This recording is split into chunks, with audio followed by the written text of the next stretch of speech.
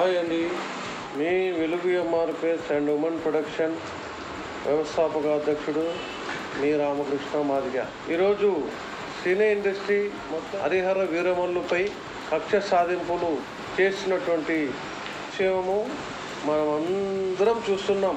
గతంలో దిల్ రాజు గారు game changer సినిమాని రిలీజ్ చేసుకోవడం కోసము, ఇంకో సినిమా కూడా రిలీజ్ చేసుకోవడం కోసము మరి పవన్ కళ్యాణ్ చుట్టూ తిరిగి పవన్ కళ్యాణ్ అనుమతి కోసము పడిగాపులు కాసి తిరిగి ఆయన అనుమతిని పొంది మరి ఈరోజు దిల్ రాజు గారు సినిమాని రిలీజ్ చేసుకొని ఆయనను ఈవెంట్కి రప్పించుకొని భారీ ఎత్తున కలెక్షన్లు రాబట్టుకొని సినిమా కొంచెం అటు ఇటు అయినా పవన్ కళ్యాణ్ గారు ఈవెంట్కి వచ్చినందుకు పెద్ద మొత్తంలో డబ్బు వచ్చింది, నష్టాలు లేకుండా మిగిలిపోయినారు. అలా ప్రతి అవసరానికి కూడా పవన్ కళ్యాణ్ చుట్టూ ప్రతి ఒక్కరు తిరిగిన వాళ్ళే. అల్లు అరవింద్ కావచ్చు, దిల్ రాజు కావచ్చు, నాగార్జున లాంటి వాళ్ళు కావచ్చు, ఇంకా సురేష్ బాబు కూడా కావచ్చు. ప్రతి ఒక్కరు కూడా ఆ రోజులలో మరి డిప్యూటీ సీఎం అయినటువంటి పవన్ కళ్యాణ్ గారికి ఆయన దగ్గరకు అందరూ వెళ్ళినారు.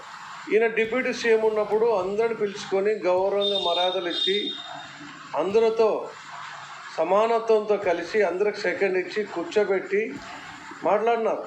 గతంలో కొంతమంది ముఖ్యమంత్రులు ఉన్నప్పుడు కూడా చూసినారు ఏ విధంగా గౌరవం ఇచ్చినారో, ఏ విధంగా నమస్కారానికి సంస్కారం లేకుండా జరిగినాయో మీకు అందరికి తెలిసిన విషయాలే.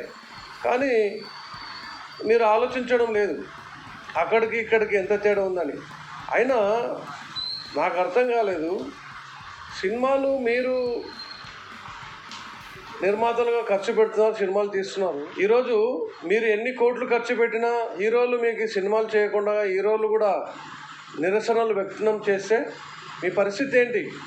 పోనీ హీరోలు సినిమాలు తీయకుండా ఉండడమే కాకుండా దర్శకులు మరి హీరోలు హీరోయిన్లు అందరూ కలిసి కూడా మిగతా నటీనటులు కూడా నటీమణులు కూడా అందరూ ఒక్కసారిగా మేము సినిమాలు చేయము అంటే ఒకసారి థియేటర్ల పరిస్థితి ఏమి, అపార్ట్మెంట్లు కూడా చేసుకోలేని పరిస్థితుల్లో థియేటర్లు మిలిగిపోతాయి అని చెప్పేసి హెచ్చరిస్తూ వెలుగు ఎంఆర్పిఎస్ అండ్ ఉమెన్ ప్రొడక్షన్ వ్యవస్థాపక అధ్యక్షుడు రామకృష్ణ మాదిగ.